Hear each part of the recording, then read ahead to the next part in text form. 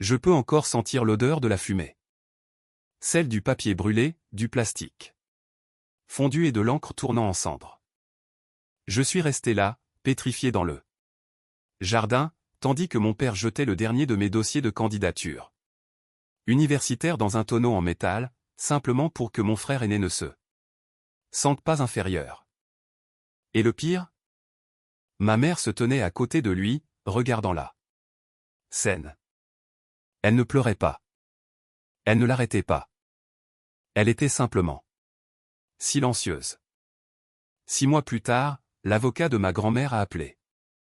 Et soudain, la même famille qui avait détruit mon avenir ne pouvait s'empêcher de me supplier de revenir. Je m'appelle Noah, et grandir dans ma maison signifiait apprendre une règle très tôt, tout appartenait d'abord à mon frère. Il s'appelait Jason. Jason était charmant, bruyant, sportif, le genre de personne que les professeurs adoraient même quand il ratait ses examens. J'étais tout l'opposé, calme, obsédé par les livres, premier de la classe.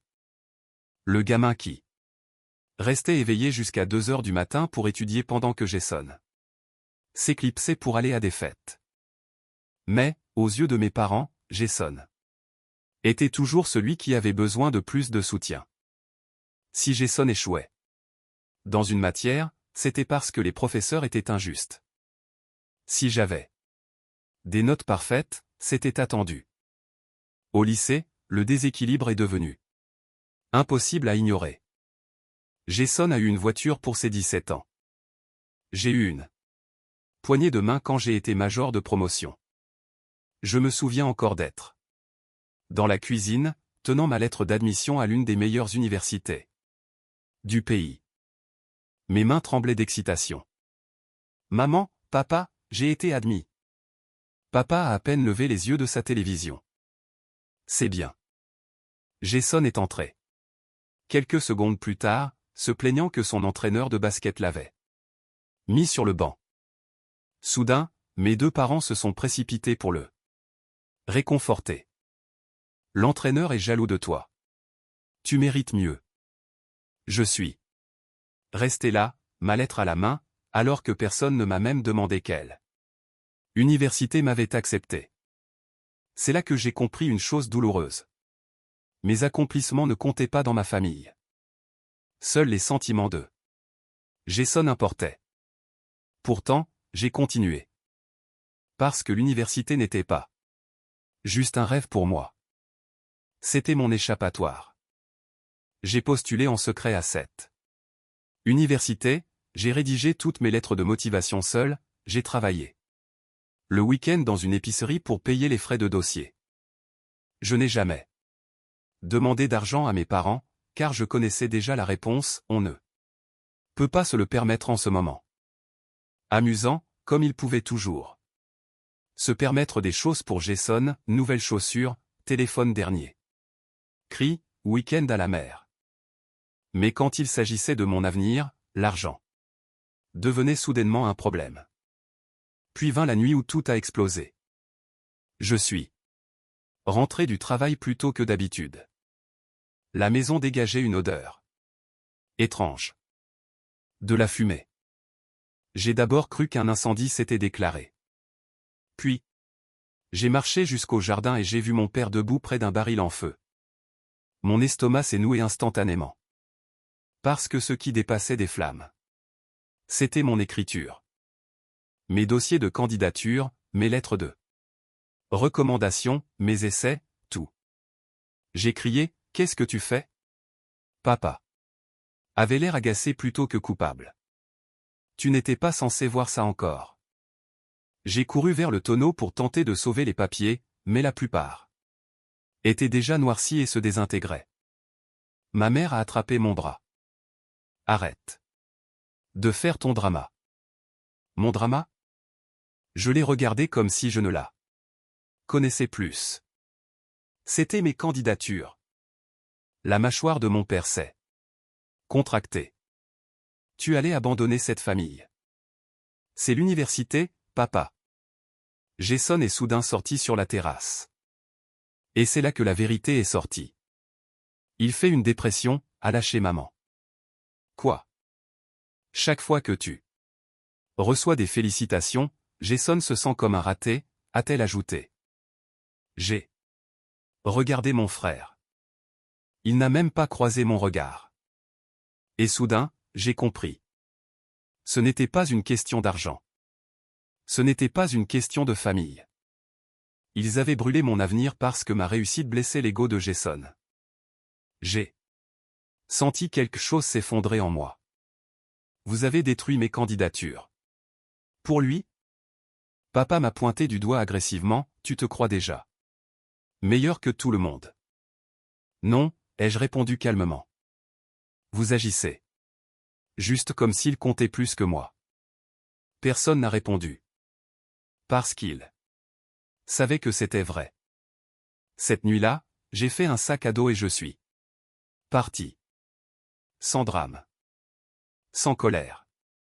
Juste fini. La seule personne qui a ouvert ça porte pour moi était ma grand-mère. Grand-mère Evelyne. Elle vivait seule dans une petite maison ancienne remplie de livres, de plantes et de l'odeur du théâtre. La cannelle. Quand elle m'a vu sur son seuil, les yeux gonflés et mon sac à dos. Elle n'a pas posé de questions. Elle m'a juste pris dans ses bras. Et j'ai fondu. En larmes dans son couloir comme un enfant.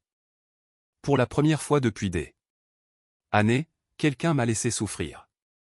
Au cours des semaines suivantes, je lui ai tout dit. Les dossiers brûlés. Jason. Mes parents. Tout. Elle a écouté. Silencieusement. Puis, un soir, elle m'a posé une question étrange, Noah. Est-ce que tes parents t'ont déjà dit ce qu'est devenu ton fonds d'études? J'ai froncé les sourcils. Quel fonds d'études? Son expression a changé. Immédiatement. Soudain, la pièce semblait glaciale. Il y avait un fond. A-t-elle dit lentement. Ton grand-père et moi l'avions créé à ta naissance. Je l'ai fixé. Quoi? Elle avait l'air horrifiée. À chaque anniversaire, à chaque Noël, nous ajoutions de l'argent pour tes études. Mon cœur battait à tout rompre. Combien? Sa voix a tremblé. Assez pour couvrir tes 4 années d'études confortablement. Je ne pouvais plus respirer. Parce que je savais déjà ce qui s'était passé avant même qu'elle ne le dise. Jason.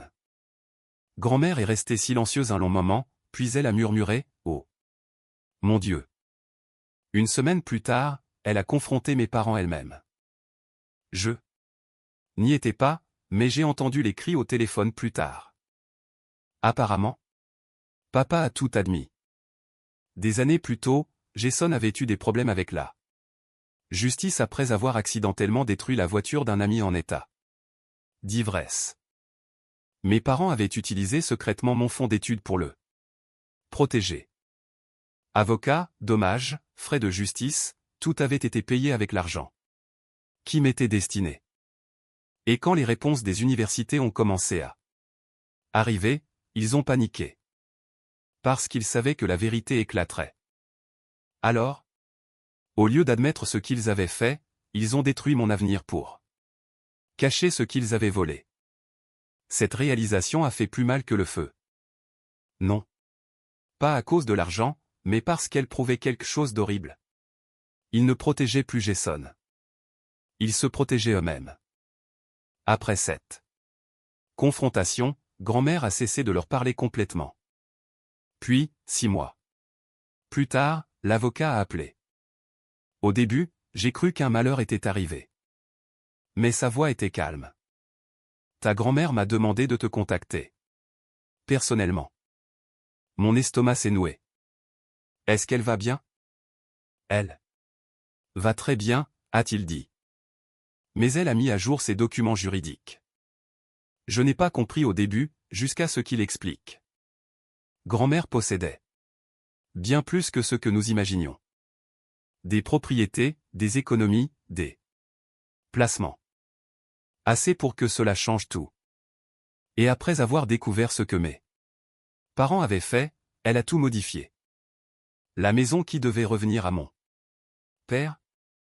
Perdu. L'épargne destinée à la famille? Disparue. À la place, elle a créé un trust à mon nom pour financer mes études, mon logement et mes futurs projets professionnels. Il y avait une condition, mes parents ne pouvaient toucher à un seul centime. Je suis resté sans voix. Pourquoi a-t-elle fait ça? L'avocat a fait une pause, puis a dit doucement, parce qu'elle pense que quelqu'un devrait enfin investir en toi. J'ai pleuré après cet appel. Non pas à cause de l'argent, mais parce que quelqu'un m'avait enfin choisi. La nouvelle s'est répandue dans la famille très vite. Soudain, mon téléphone a explosé. Papa a appelé 17 fois en une nuit. Maman a laissé des messages en pleurant. Jason m'a même envoyé un texto, frérot, s'il te plaît, par la grand-mère. Frérot. Il ne m'avait plus appelé comme ça depuis des années. Puis vint le coup final. Grand-mère m'a montré une lettre que mon grand-père avait écrite avant de mourir. Elle était adressée à mon père. À l'intérieur, une phrase était surlignée au stylo, ne sacrifie jamais un enfant pour en protéger un autre. Mon père avait lu cette lettre des années auparavant. Et il l'avait ignorée. Cela l'a détruit quand grand-mère a révélé qu'elle savait. Un mois plus tard, mes parents ont perdu leur maison. Il s'avère qu'ils étaient noyés sous les dettes pour avoir couvert les problèmes de Jason pendant des années. Sans le soutien financier de grand-mère, tout s'est effondré. Jason a déménagé après une nouvelle arrestation. Papa a commencé à travailler en double vacation. Maman avait l'air d'avoir 20 ans de plus la dernière fois que je l'ai vue. Et moi? J'ai enfin intégré l'université. Non pas parce que quelqu'un m'a offert le succès, mais parce qu'une personne a enfin refusé de laisser ma famille me détruire. La dernière conversation que j'ai eue avec mon père me hante encore. Il m'a regardé en silence et a dit, je pensais que protéger ton frère était la bonne chose à faire. Je lui ai répondu honnêtement, tu ne le protégeais pas. Tu lui apprenais que me détruire n'avait aucune conséquence. Et pour la première fois de ma vie, il n'a rien eu à dire.